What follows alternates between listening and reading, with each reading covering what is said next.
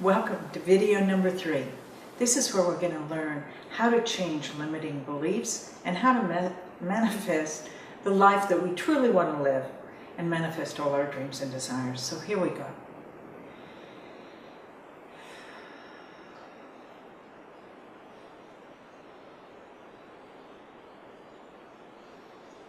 It is the beginning, is it not? It is. Welcome back, Theo.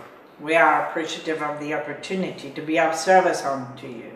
Well, we appreciate you being with us, and I want to start this session off on aligning with our souls to manifest our dreams and desires by asking you about the energetic frequencies now that we're living in and that we're trying to match, I guess you could say.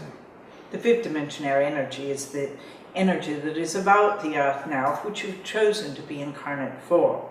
It is the recognition of the master that you are, each and every one, the divine essence, that you are not limited by the old beliefs and paradigms of before, that you have now the opportunity to be empowered and understand that you are this spiritual divine being inhabiting the human experience with all the master powers that you have. The ability to create and manifest all that you wish and desire to have, releasing beliefs that you cannot. You may ask? And how does this frequency play out for us in terms of being able to manifest in shorter time frames? You've talked about collapsing time, instant manifestation. I'd like you to speak to that, please. As you change, first recognizing the patterns that have been repetitive in your life of beliefs of not enoughness, that you are not worthy, into the recognition that you are worthy of all your dreams and desires. That then you align mentally, physically, spiritually, energetically to that belief of deservability. And in doing such, then you make yourself vibrationally a match of creation to attract, and the universal energies aligning with it to bring forth the desire that you want. The miraculous, if you would. A lot of people would think that the miraculous is out of reach. That is a belief, isn't it? That's what we're speaking about. That is a non-deservability. It's out of reach. It can't happen. So if ones are thinking that, that's what they get. Yes? Right. What you think most about is what is made manifest. It is changing your frequency by belief change. Yes? Right. One says they can, but it is a process. Process of understanding the belief and where it came from. And the change comes from the higher self reframing the belief, changing it, rewriting that script. Yes? Right. You may ask? Yeah, I've heard you often speak about getting on the causal side of life as opposed to being at the effect of life itself. Yes, that's what we're speaking about. Being the creator. For you are the creator. You are God embodied. The creator embodied. It is only the beliefs that you are less than that that has not allowed you to recognize, again we will speak, to recognize, recognize the power that you have. Yes? Right. So what we invite you to do is gain that recognition, the remembrance of who you are. That's really the key, isn't it? It is. And that's what the whole soul integration process is about. It is. So let's talk about some of the universal laws, if you will, Theo, that govern, in addition to becoming soul integrated, how can we work with whatever laws really govern our ability to instantly manifest our dreams and desires? The universal laws are laws of manifestation, of creation, if you would. And they don't discern, those laws, the energy does not discern whether you're thinking something positive or negative about yourself or about life, yes? If you're thinking, I can't have, that is what the universal laws align with and make it so. If you're thinking, I can, I will, you make a decision, then the universal laws align with that decision to make it so. It's very simple, truly. It is all thoughts or things, yes? That is the power of the word, power of the thought. So if you're affirming or wishing or praying for something, that's just an imagination, yes? Until a decision is made that I can and I will have whatever it is, then it's no longer a wish that has no energy to it, where the universal laws can align with that decision to make it so. Try, wish, maybe someday has no energy alignment. The decision is where the alignment can occur. So if you have decided that you can't, that's where the energy aligns to. If you decide that you can, it too aligns with that. You may ask. Speak to us about the energetic power of the words I am.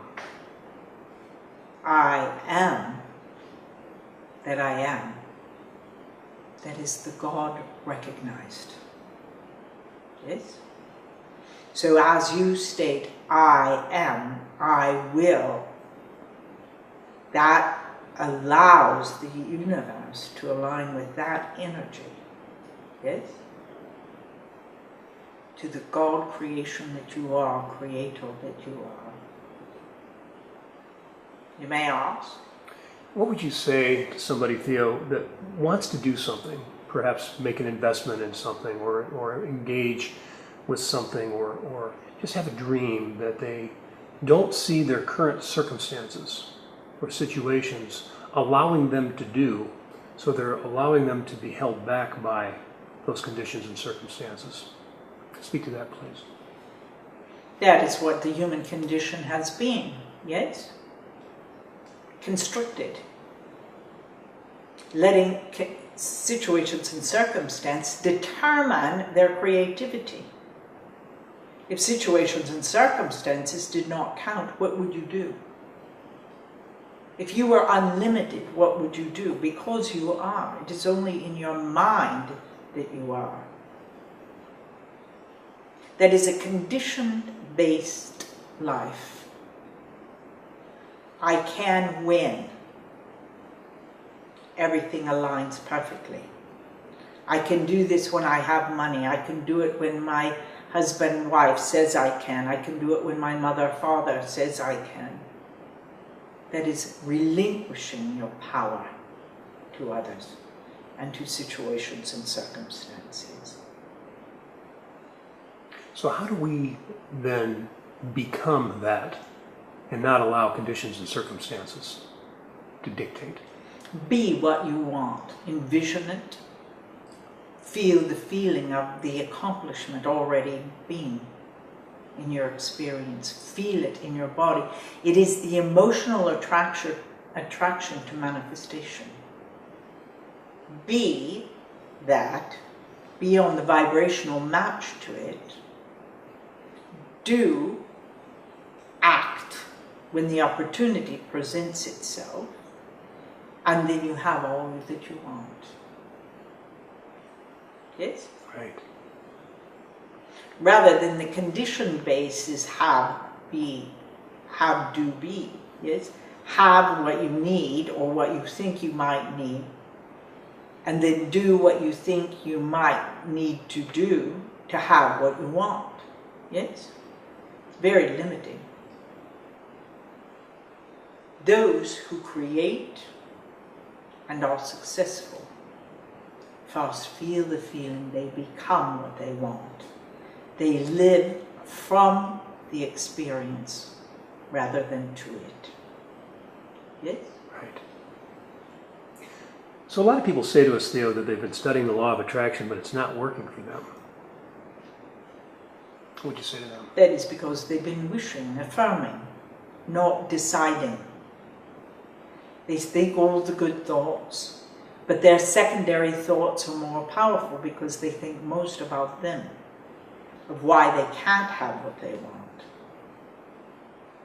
Yes? Right.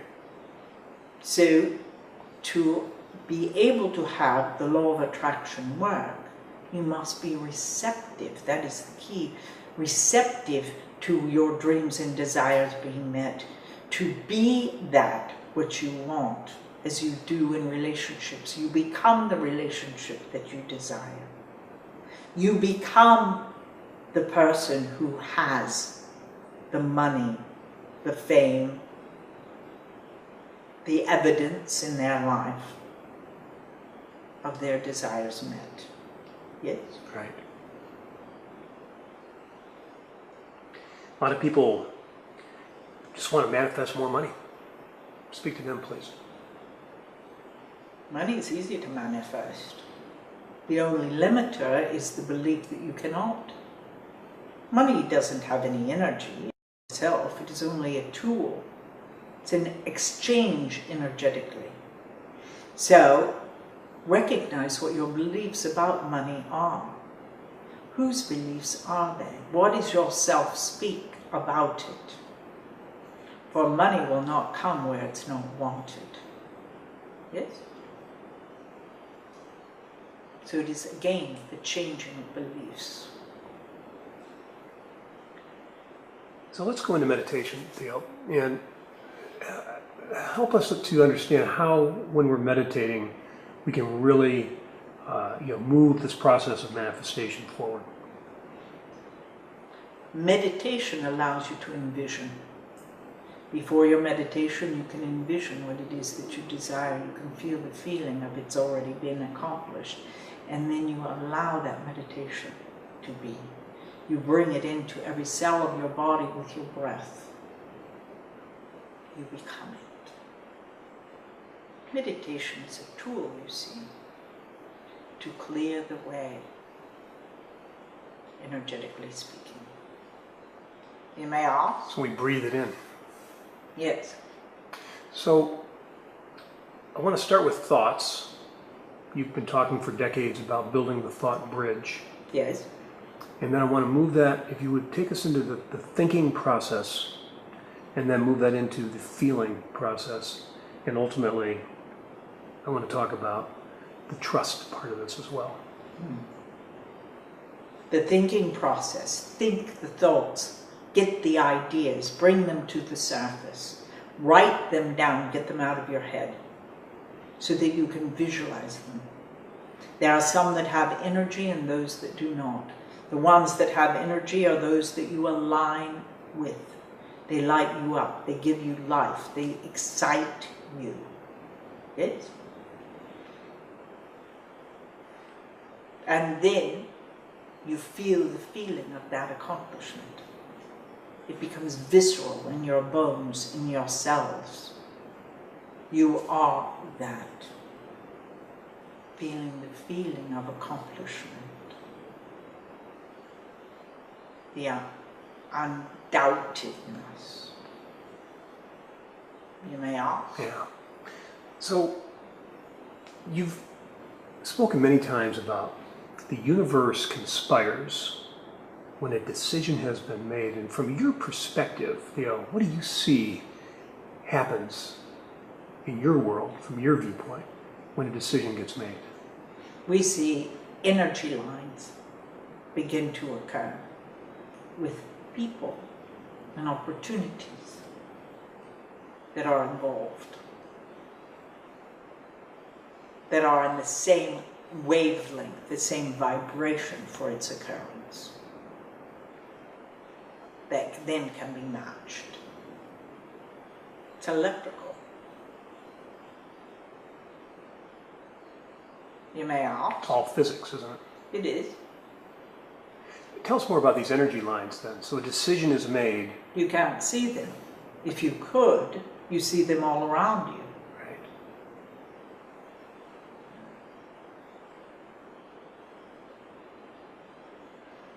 So I know that time, we have this funny relationship with time when it comes to manifesting. And from where you reside, there is no time. How can we develop a better relationship with time, and particularly as it relates to trusting the perfection of timing? Often in your thinking, which is time related in a linear way, and in the desire, I want it and I want it now, without having done the process of receptivity. So then one begins to judge, if it hasn't happened immediately, then it's not going to happen. That is often misconstrued because there is a belief about it in a conscious state that does not allow for perfect timing to ensue, that is in the highest good of all involved, and particularly you, in the readiness for its acceptance. Yes? Absolutely. So, you've been talking recently about building new neural pathways that creates a different default emotional response. Yes. I'd like you to speak more about that, please. The lower part of the brain, often called the reptilian brain by all science, is the area of brain that was first developed in human life. And in that was the element of survival, necessarily so in those times when human bodies were first aligned and souls could be involved in them. This part of the brain was fright and flight, the ability to survive.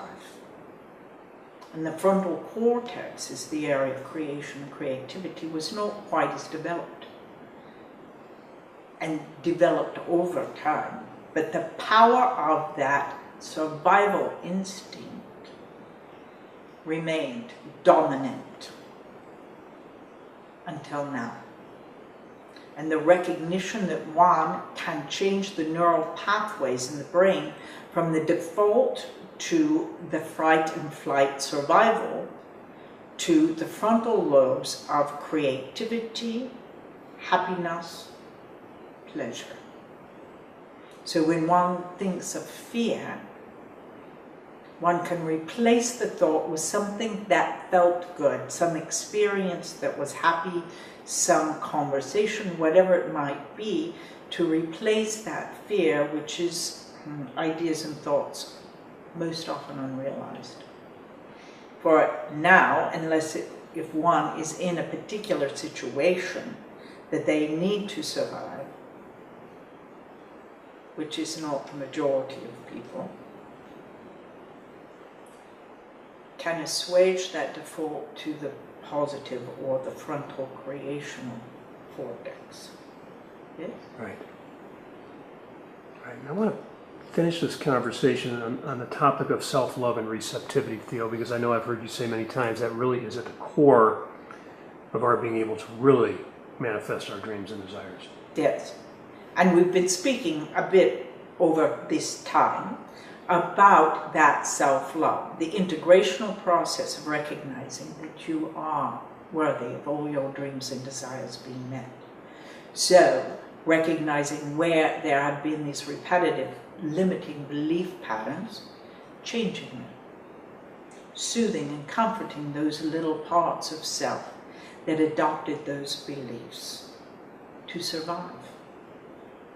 And then reframing them, the higher self of you, soothing and comforting and loving them and taking them in, not separating from, and being consistent in that love allows an openness to the heart to receive all that you desire.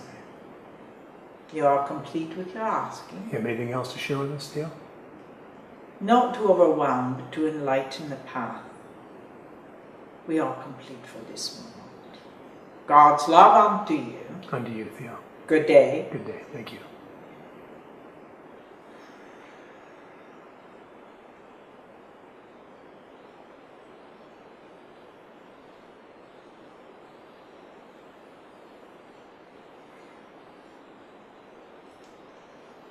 Welcome back. Hi, Marcus.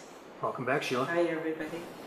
In my 44 years of working with Theo and soul integration, I've seen thousands of people's lives transformed. This is a time of tremendous change, as you know.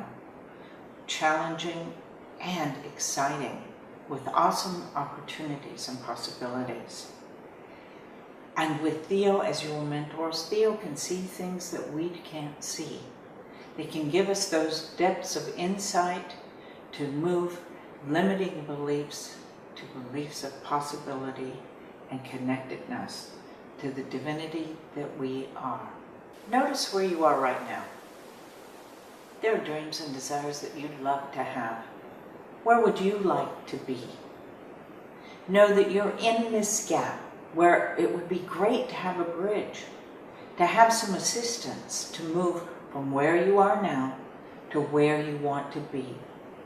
And with soul integrational process, you can release those limiting beliefs that have been patterns of blockages that have been ongoing. Imagine the life that you would like to live without the thought that you can't have it, with the thought of, yes, I can.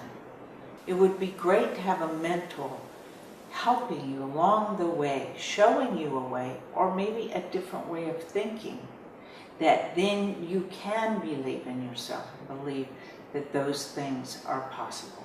Most people try to navigate these changes by themselves, without structure and support, and statistically, they fail. Theo's mentoring is so much more. They can see what we can't see. They can help us change those limiting beliefs into higher possibilities, to really recognizing the divine person or master that we are.